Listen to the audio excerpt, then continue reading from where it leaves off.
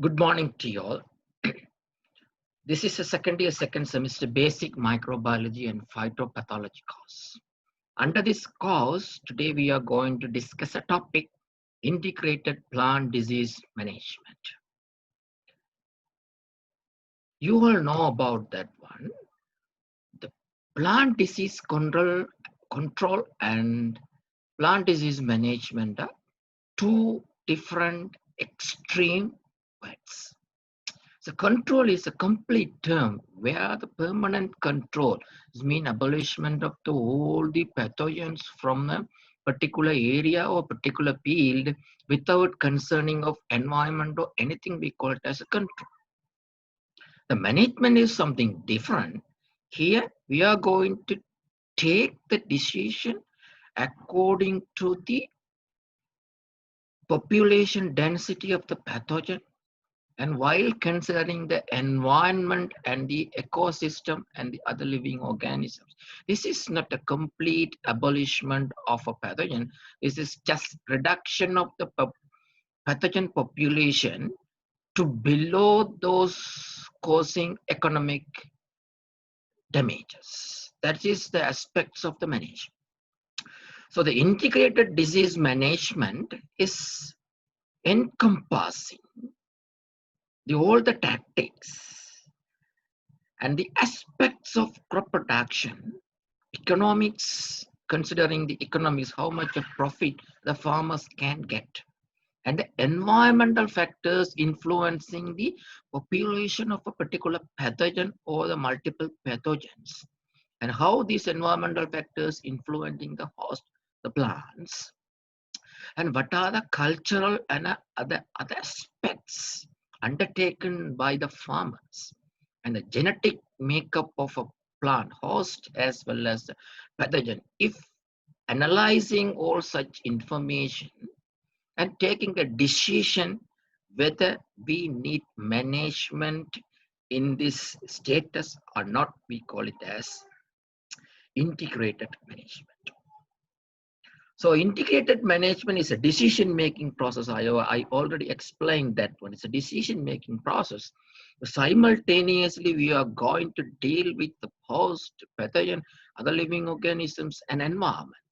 Therefore, we have to take first decision whether how much of pathogen population or the microorganisms available.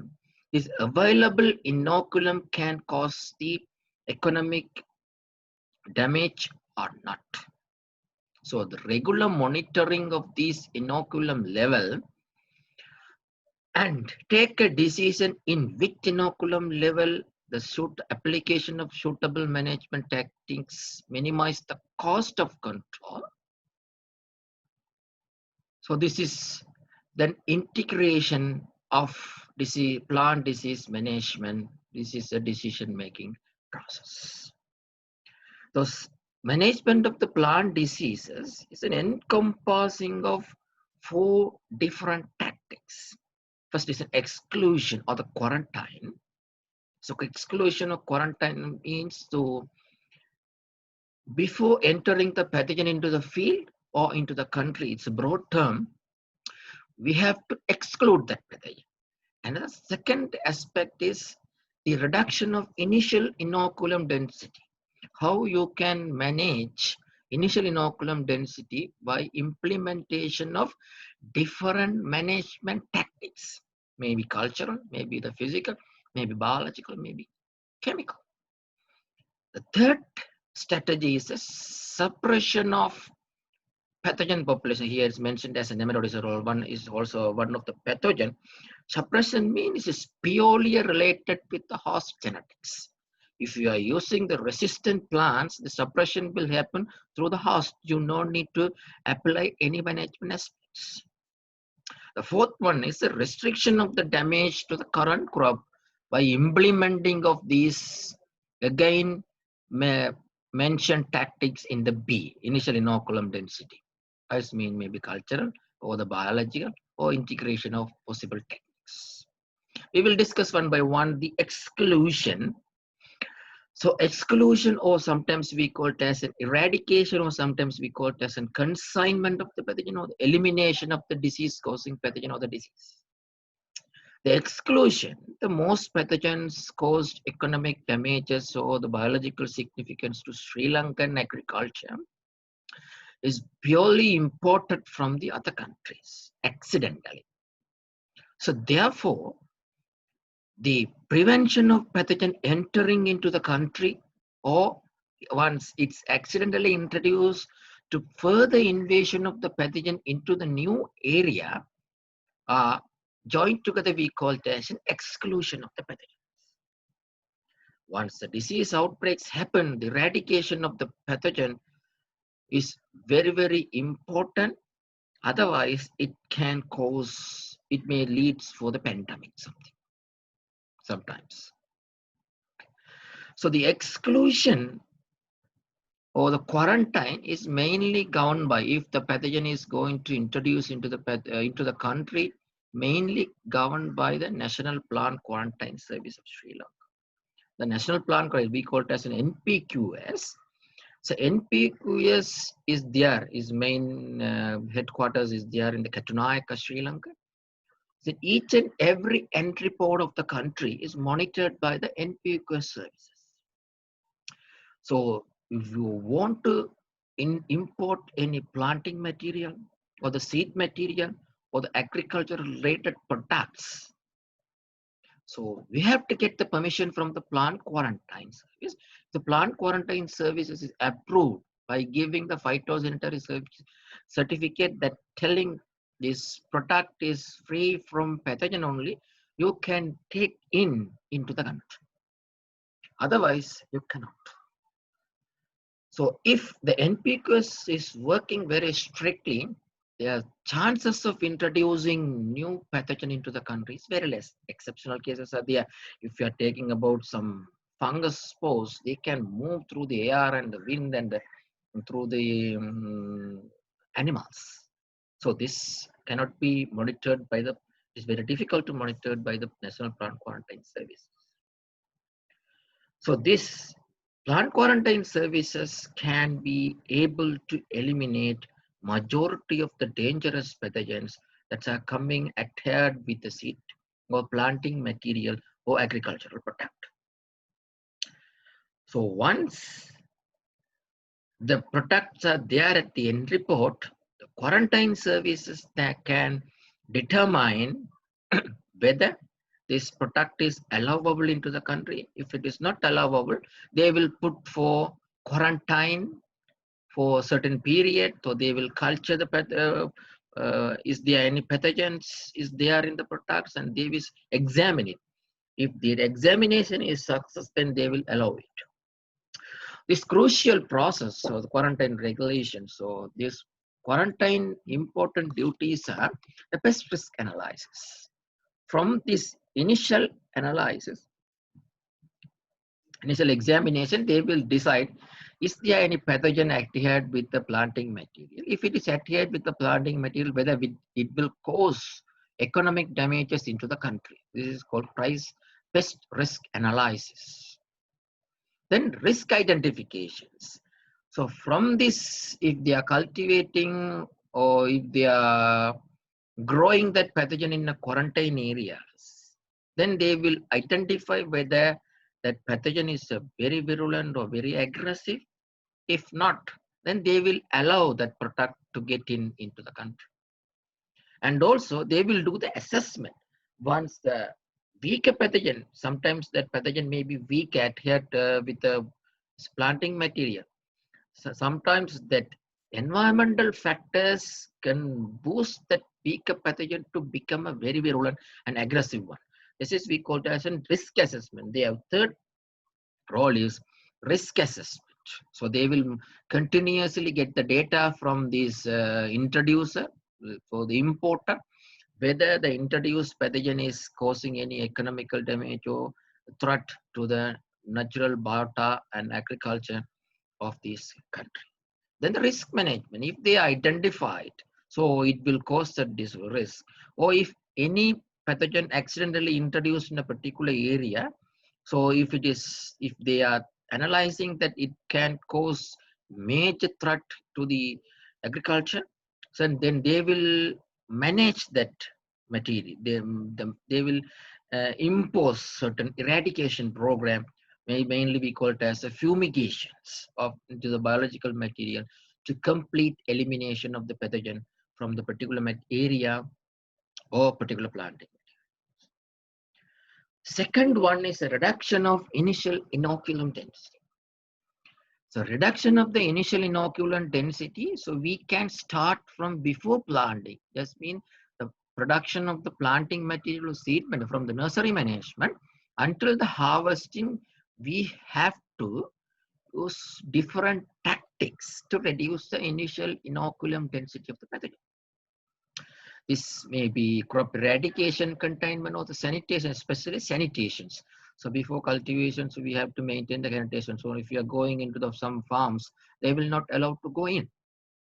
Or if they are allowing that, they will tell you to change your clothes and clean your boots, change your clean your hands or something that is happening is a COVID-19, right? This is called as sanitation and containment. Or if you, for particular pathogen is there, particular area, then they will isolate that areas and nobody cannot move any planting material from that area to another area. We call it as a containment. This is the one strategy to minimize the initial inoculum spread into the area or the cultivation area or into the any other part of the cultivation plants.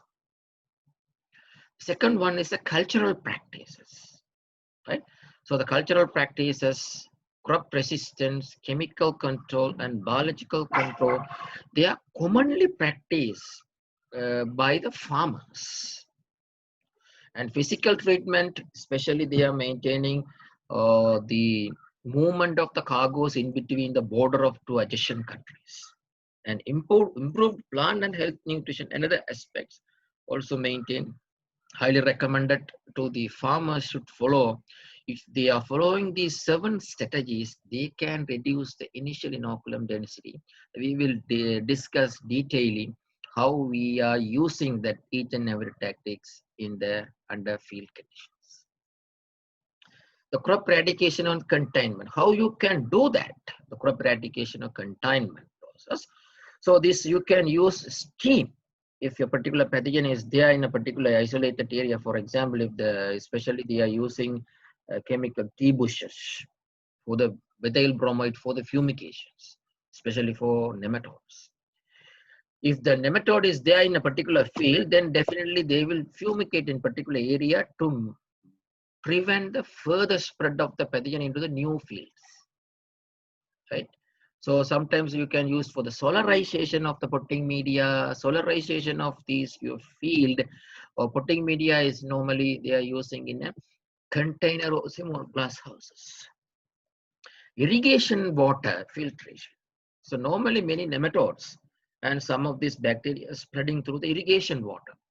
If you are suspecting that your irrigation water may carry certain pathogen or the spores, then before irrigation you can go for a treatment, maybe ionization or brominization or chlorination, or sometimes, so especially in rural tea plantation sectors, the major problem is the nematodes. Nematodes prefer the water. What they are doing is in the irrigation water, they are serving that irrigation water before irrigation in a tanks and allow them to solarization and allow them to sediment this nematode and filtrate that water, then they are irrigating.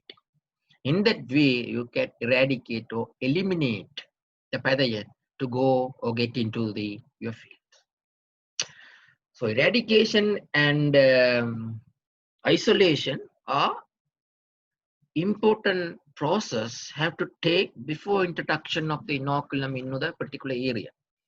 If you are not doing this eradication or containment isolation process before pathogen introduced, once it's introduced, then it will be very difficult to eradicate or isolate.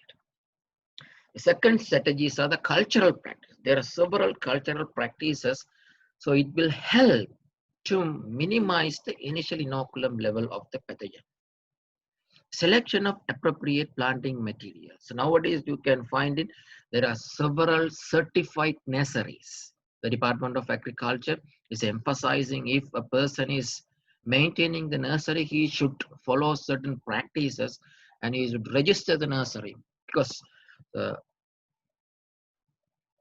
majority of the plant pathogens are spreading through the planting material.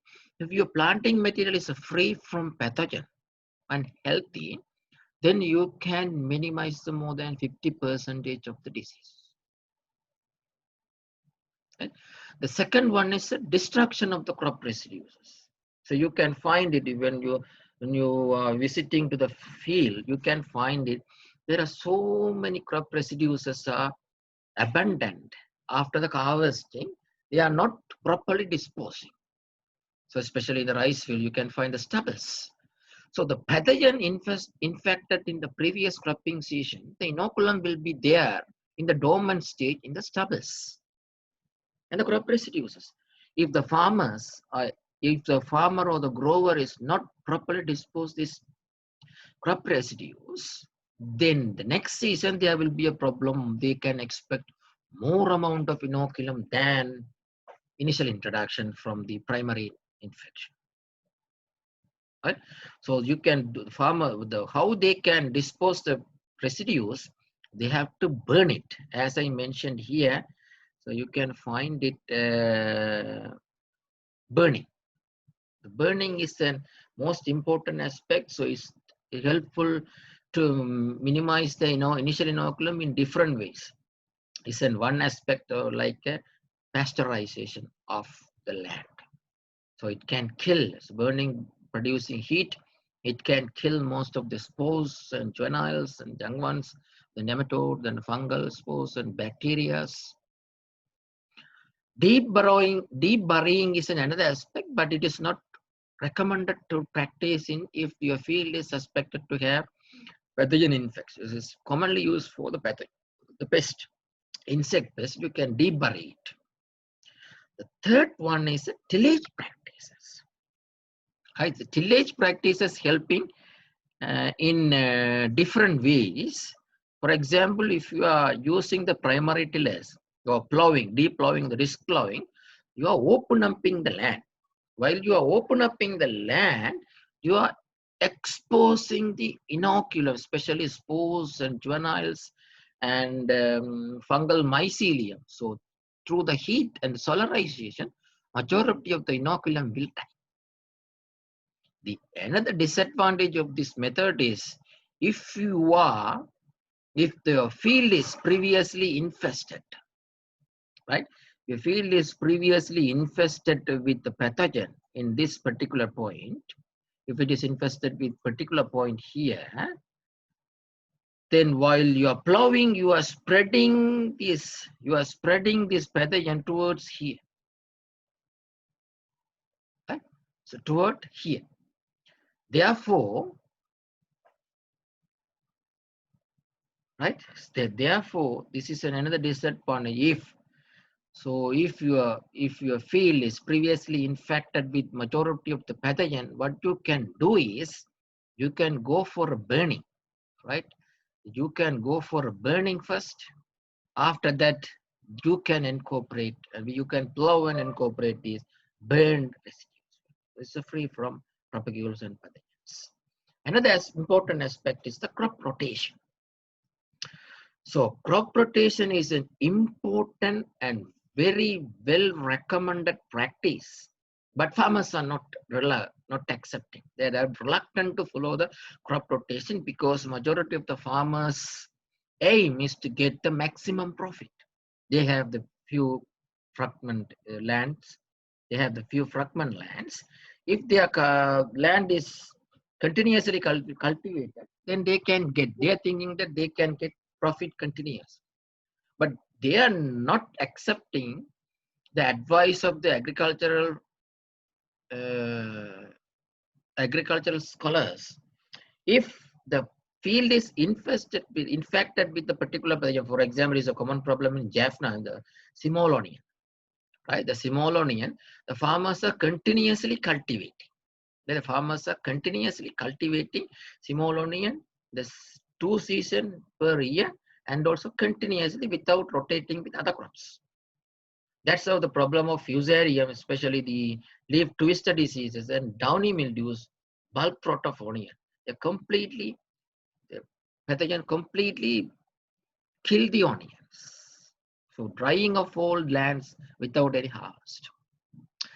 So if you are rotating in this direction, right, if you are rotating that in this direction, it means we are cultivating again this next season you will cultivate here, and this land will be allowed for fallow. The land is not cultivated, there is a shortage of food here. Inoculum will die because of starvations.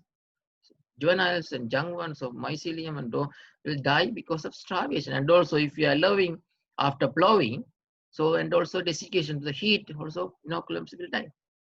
Again, continuously you are rotating with different crops. So there is no way to move the pathogen from here to here. So because this food source is different. So in that way, the crop rotation is very important. You can follow maybe 4 years crop rotation, 6-year crop rotation, 8 years crop rotation. But nowadays the farmers are not much prefer to these crop rotation techniques because they have only few acreage of land, and also they want the continuous profit without thinking of the community. The another one is the mulching. The mulching is giving multi-beneficial effect to instead of plant disease management is one aspect.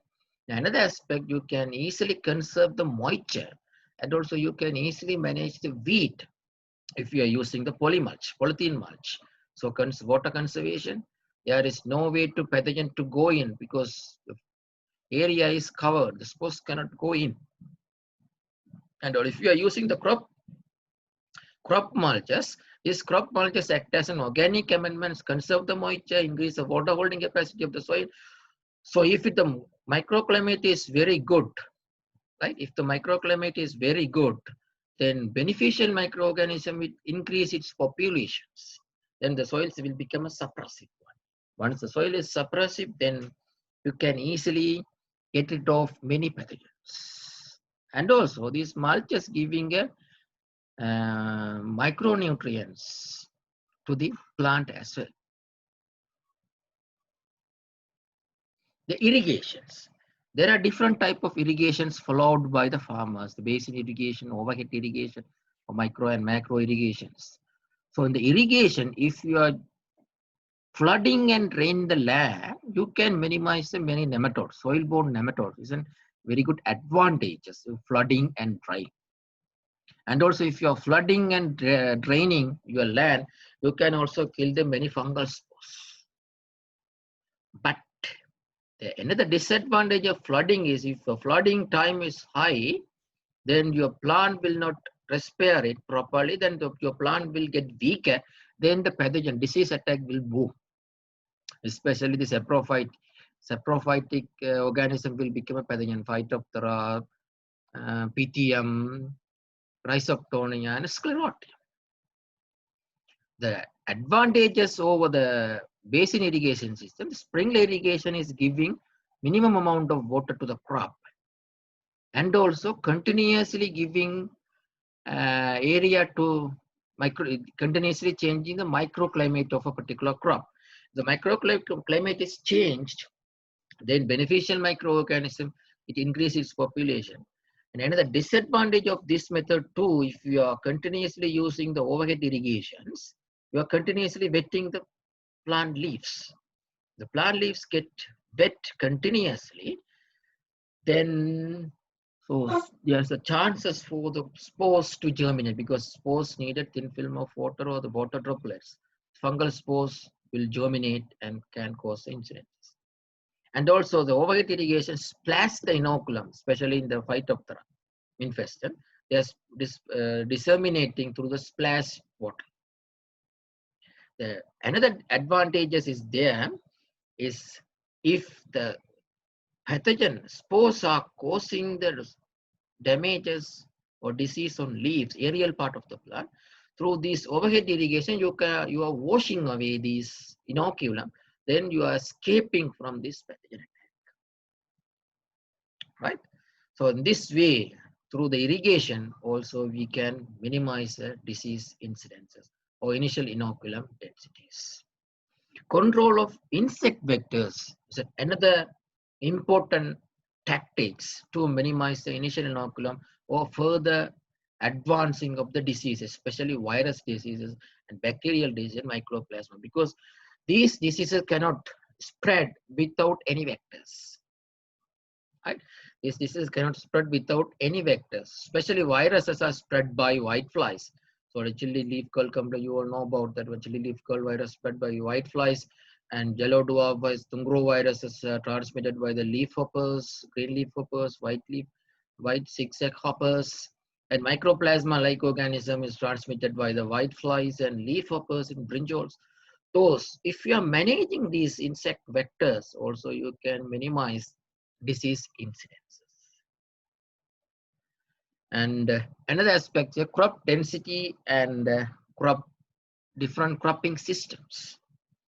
If your crop is dense, as like here, for example, if you are taking the paddy field, if the paddy field is densely planted, if rice blast disease, plasma macropathograci is a causal organism blast, right? If the blast pathogen is attacking in one spot, then it can easily spread all over the area because of the crowdiness of this rice. But if you space plant it, there's a spreading of pathogen is chances is less. Another aspect is you can grow multiple diversified cropping system. For example, here you can find it radish within other crops. Right? If the pathogen is attacking here radish, on this spot cannot move to the other rows because there is no any close adjacent plants. Now the host is different here. You can get multi-benefit, and also you can minimize the spreading of the pathogen. And another one cropping system is there, the border cropping. If your main crop is bordered by the other crops, so normally we are practicing dicot with monocot. So this border cropping can minimize the entering of the pathogen from adjacent fields, especially the nematodes. Nematode can move by using their own power. No? So therefore, you can minimize the nematode incidences by using the cover crops, and also cover crop minimize the vector movement. Through the vector movement, you can minimize the bacterial, virus, and MLO diseases. This cover crops, sometimes we are using that antagonistic crops, right? Antagonistic crops and trap crops. Trap crops mean these pathogens will move toward these crops and will not move to the main crops. And also antagonistic crops, they will produce certain root exudates. These root exudates act as a phytochemicals. It will kill the spores or fungal myceliums. So normally we are using this as a gingerly, crotalaria, sunhem, and minamelax. That's also on the crop rotation. Also, farmers are using after the main crop. They are using the gingerly, crotalaria to increase the soil fertility, as well as these root exudates can kill this inoculum from the field. And also you can rotating and while getting benefit and increase the plant, increase the soil health.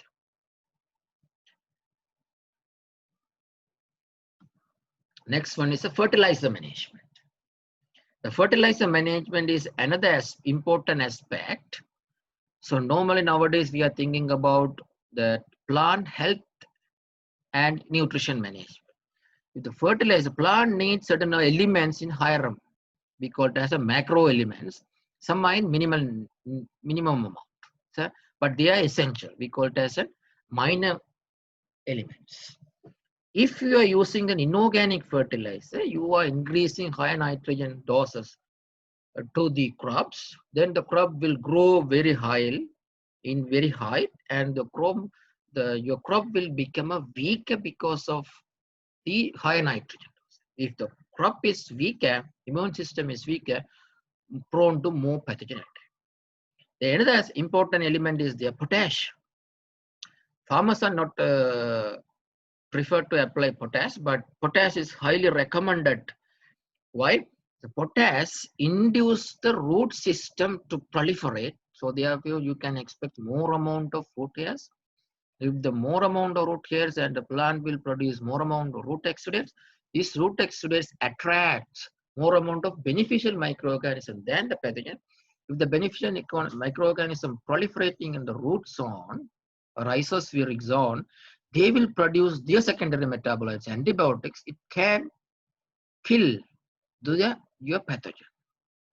And also this microorganism will not, this beneficial microorganism will not allow the pathogen to get in. There is no room because it will cover the whole soil surfaces. Sometimes, so that's how application of potassium is very important, and application of the phosphorus, they are discussed in both ways. In some crops, they are increasing the immunity. In some crops, they are increasing the disease incidence. The sulfur is another important element. So commonly farmers using the sulfur for onions, small onion, ammonium sulfate they are using to increase, to get the bright colors. Right? So ammonium sulfate, the sulfur is an important component of the cell wall. If you are applying for the sulfur and the calcium too, important component of cell wall, the cell wall will become a thick. If the cell wall is thickening, then the pathogen penetration is difficult, then you will get less incidence. You know, sulfur, especially in bulb rot diseases in onion and purple blotch diseases in onion, will be declined if you are applying more amount of sulfur. So bulb rot you can expect, for when purple blotch you can expect a botrytis scenario, and the bulb rot you can expect by Coleotrichum capsicum. CPC, sorry, Coleotrichum CPC. This fungal organism, they are causing the damages. These minor elements, iron, manganese, copper, and zinc, and boron, and chloride, molybdenum, are important components. They of the many proteins. These proteins are involving on the immunity booster of the plants. While you are using these elements, if you are using the organic amendments to provide these elements, then another more benefits are there. So this organic amendment release the nutrition slowly and optimum level to the crops. Second thing, these organic amendments, while decomposing, they are producing certain chemicals. These chemicals are toxic to pathogen, kill the spores. These organic amendments improve the population of beneficial microorganisms. They are maintaining the water holding capacity of the soil. So microclimate is beneficial for the beneficial microorganisms. Then soil become more suppressive, then pathogen population will be. Another important amendments are there, green manures and the green leaf manures. So if you are incorporating green leaf manures and the green manures, while decomposing the green leaf manures and the green manures, they are releasing phytochemicals. I already mentioned certain cyanides, certain ammonias. So these chemicals can kill the nematode juveniles and the fungal spores and the bacteria. And also they are providing room for multiplication of beneficial microorganisms. So that's how this application of organic implements, organic amendments are highly recommended than the inorganic fertilizers. But nowadays the high yielding varieties need higher amount of quick release of these NPK. That's how the farmers are preferring the inorganic fertilizers to apply. But in disease management, if you are considering the integrated disease management case, you have to use more amount of organic amendments to minimize the incidence of the diseases. Nowadays, another technique is there, slow releasing fertilizers. So if slow releasing fertilizers is coated fertilizer, we call it as coated fertilizers. These coated fertilizers releasing nutrients needed for the plant slowly. Therefore, there is no chance of pathogen incidences or more chances of plant to grow more, to get. These cultural practices mainly, another important aspects for time of plant, they are adjusting the cropping calendar and adjusting the harvesting time. Adjusting the harvesting time and the cropping time So because that's how it is emphasized that the farmers should prepare their own cropping calendars. If you are expecting that the diseases will, some diseases you can expect in the dry season, some diseases you can expect in the wet season. If you are adjusting the time of planting and the in stages of the planting, so mean sometimes you can direct showing, sometimes you are transplant. So if your crops are prone to attack by the seedling diseases, then you can care these seedlings in the nurseries and you can transplant it. You can escape. And also you can adjust the planting time. Before onset of season, you can plant it. And also at the optimum harvesting time it's reached, you can harvest without delay. If it is delayed, there are the chances for more pathogen to proliferate its populations. So therefore, so the microclimate maintenance and planting date adjustment will another important cultural aspects to minimize the pathogen multiplication. Therefore, you are reducing inoculum level of the pathogen. Next one is the host plant resistance. Host plant resistance is mainly used for the disease suppressions. You all know about that one. This is an innate mechanisms. So innate mechanism, plant immunity is an own maintained by the plant own genetic characters. You can find the horizontal resistance and vertical resistance. Certain plants are highly resistant to certain pathogen group. Some plants are not resistant to certain pathogen groups. This is governed by the horizontal resistance. Therefore, nowadays the genomics era is helpful, highly helpful to identify resistant gene from the old varieties and tagging the gene by using the gene mappings, and through the markers, they are marker assisted breeding, they are incorporating marker assisted backcrossing techniques. They are transferring the resistant genes. Once you have transferred the resistant gene, don't worry about the other culture. No need to worry about the other cultural aspects or other management tactics. The plant can own plant resistant can work. It can suppress the diseases. So how it can suppress the diseases? There are three modes. One is the resistant plants allow the pathogen to penetrate, but will not allow to further advance, because after the penetration, the plant will produce post-defense reactions. Another one is there is no any communication between the pathogen and plant. So elicitor molecule will not be produced by the resistant plant. So pathogen cannot recognize a host. Another mode is there.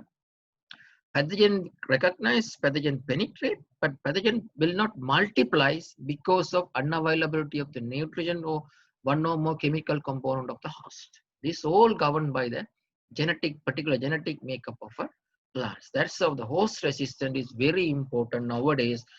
We are emphasized by the researchers and scientists to increase the resistance of the crops by encompassing multiple genes, multiple resistant genes through genetics era you can identify, and you can. That's how you can expect the more amount of new varieties with resistant genes. These resistant genes may be vertical resistant or the horizontal resistant. So our target is to encompassing vertical resistant gene while maintaining the horizontal resistance. Right. So horizontal resistance is common for all. If you are taking the rice plant, it's common. But the vertical resistance is adding the resistance more to the horizontal resistance. This is specific. If you're adding more number of vertical resistant gene into the particular culture, so it's show more resistance. Another one is they are the biological controls. So biological control, you all know about the organisms. We are going to use the microorganisms to manage or control or eradicate the other microorganisms, pathogens. This is called biological control. This biological control, they are working in, we call it as an antagonistics. Microorganism, we call it as a microbial antagonistic.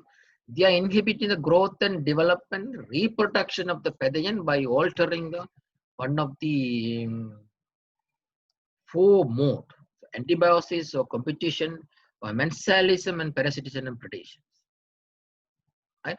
So antibiotics mean these beneficial biocontrol agent produce certain chemicals we call it as an antibiotics, will not allow the pathogen to grow further. The competition means this the biological control agent compete with the pathogen for nutrition or oxygen or space. That's how the pathogen will be suppressed. Commensalism means so antagonistic organism change the environment of unsuitable for the pathogens. For changing the pH, temperature, and moisture of the food resources. And parasitism and predation, certain fungal groups act as a predatory, we call it as a predatory fungi. Means so they are targeting nematodes. So nematode they are producing suicidal loops while nematode is moving, then they will trap it and squeezing in the neck and kill the nematode. So in that way, there are 4 modes the antagonistic biological control agents works. So these biological control also we can use to manage the disease intent. So these are the different groups of microbes used as a biological control agent. So fungi groups, Trichoderma viridae and Trichoderma harsii, we call it as this fungi is a plant doctor fungi. So because this is a broad spectrum against many plant pathogens, these fungals can work.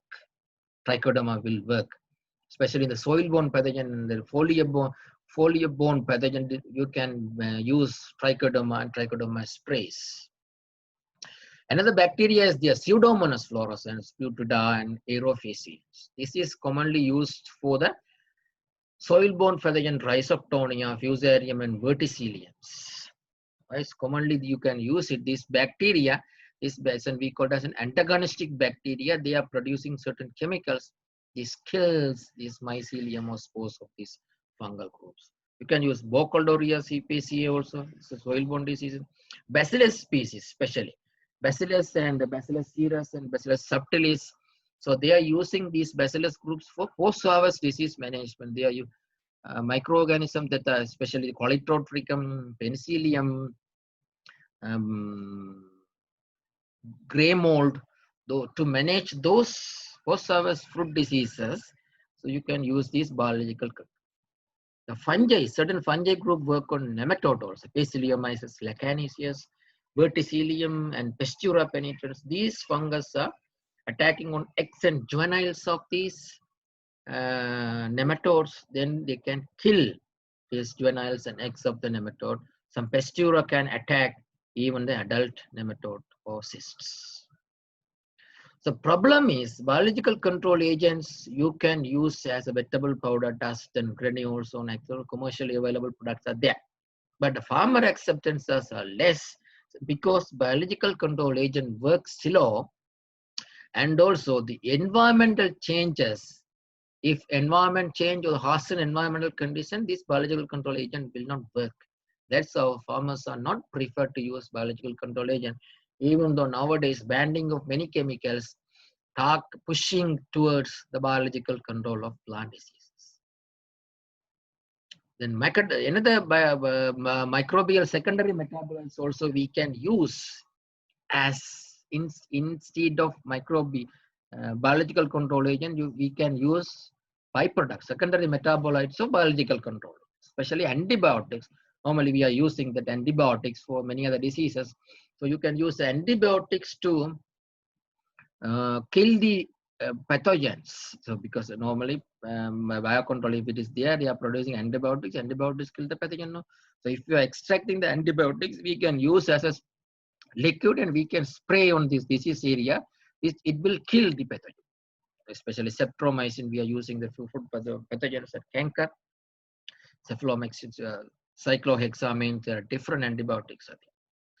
Another microbial techniques we are using is induced resistance. We are inducing the resistance of the crop. We call it as a crop protection techniques.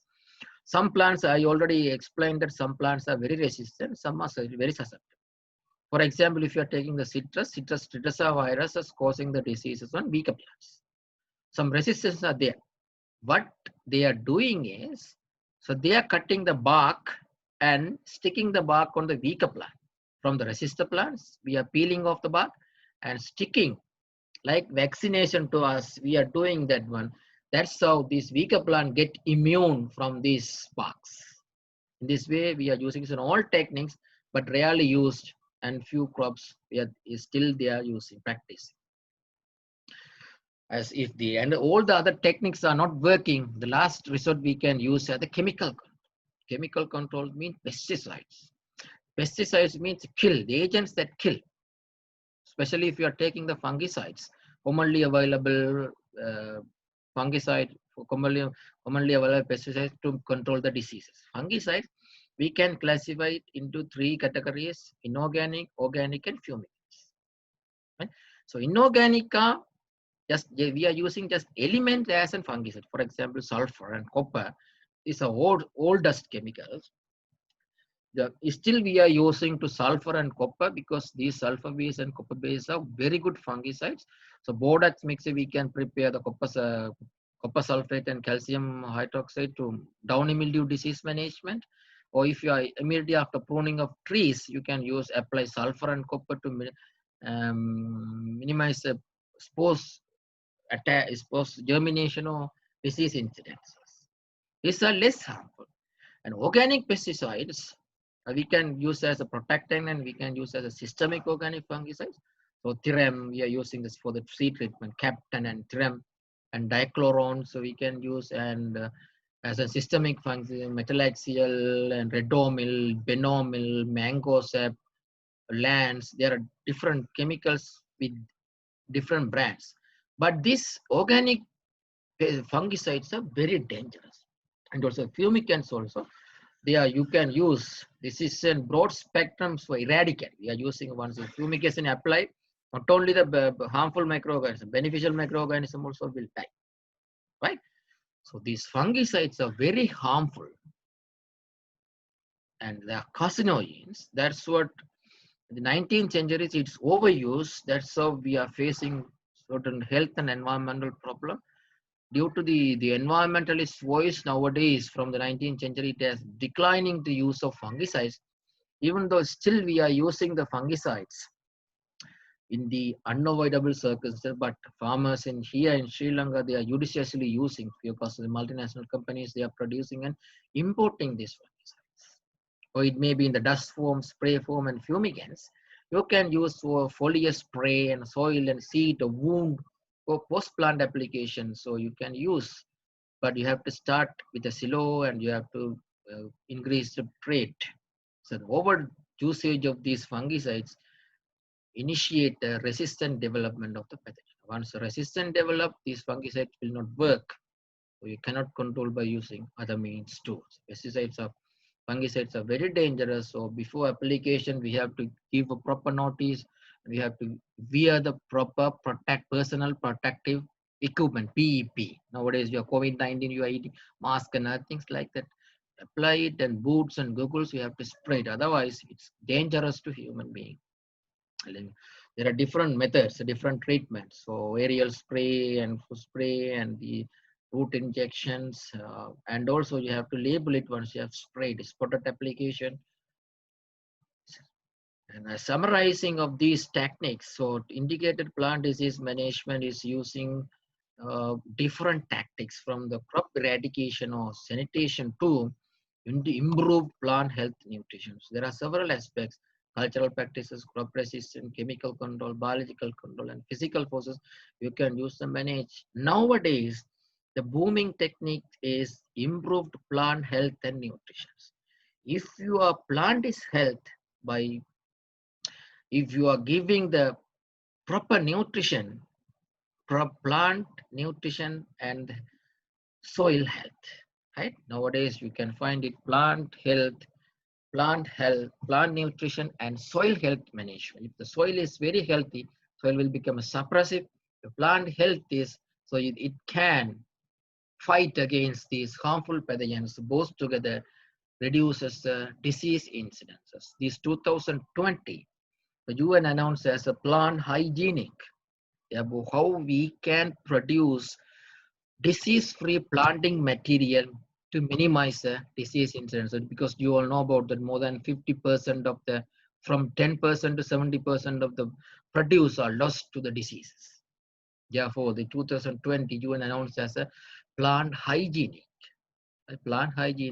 how we can use, right? How we can use different tactics to produce healthy plants. While you're producing healthy plant, if you are keeping your soil is healthy, you can easily manage the disease. That's all for the day. Right? Thank you.